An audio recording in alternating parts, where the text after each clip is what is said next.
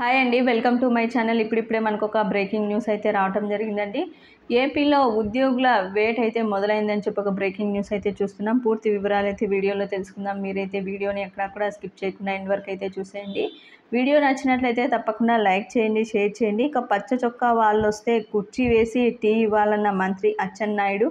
అదేవిధంగా అధికారులు ఉద్యోగులు నిర్లక్ష్యంగా ఉంటే చర్యలు తప్పవు, చెప్పింది చేయకపోతే ఏం జరుగుతుందో చెప్పాల్సిన పని లేదని హెచ్చరిక. అదేవిధంగా నర్సీపట్నం నడి రోడ్లో మున్సిపల్ అధికారులపై అయ్యన్న దుర్భాషలు.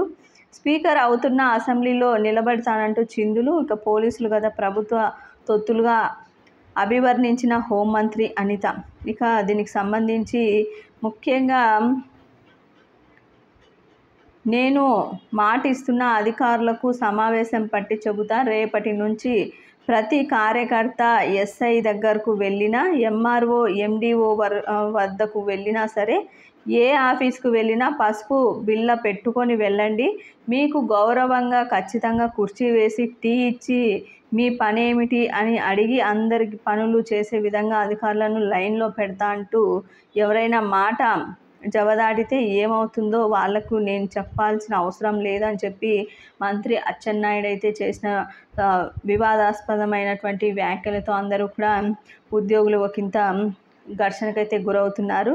ఇక తమాషలు ఇష్టం లేకపోతే బూతులు, నేను అసెంబ్లీ స్పీకర్ను అవుతున్నా, మిమ్మల్ని గంటల కొద్దీ నిలబెడతా, నర్సీపట్నంలో దిక్కుమాలిన మున్సిపల్ కమిషనర్ ఒకడున్నాడు, వాడి సంగతి తేలుస్తా, ఇక తమాషలు చేస్తున్నారా, కళ్ళు మూసుకుపోయి ఏడుస్తున్నారా, నా కొడకల్లారా, పని చేయడానికి ఇష్టం లేకపోతే పోండి అని చెప్పి ఎమ్మెల్యే అయ్యన్న పాత్రుడు టీడీపీ నేత అయితే ఈ విధంగా వీరు చేస్తున్న వ్యాఖ్యలు అయితే ఇప్పుడు వివాదాస్పదంగా అయితే మారాయండి.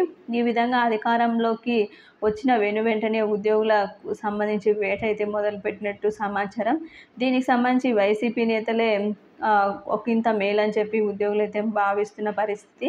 ఇది ఇప్పటి వరకు ఉన్నటువంటి లేటెస్ట్ అప్డేట్. మీకు వీడియో నచ్చినట్లయితే తప్పకుండా లైక్ చేయండి, షేర్ చేయండి. Thank you for watching.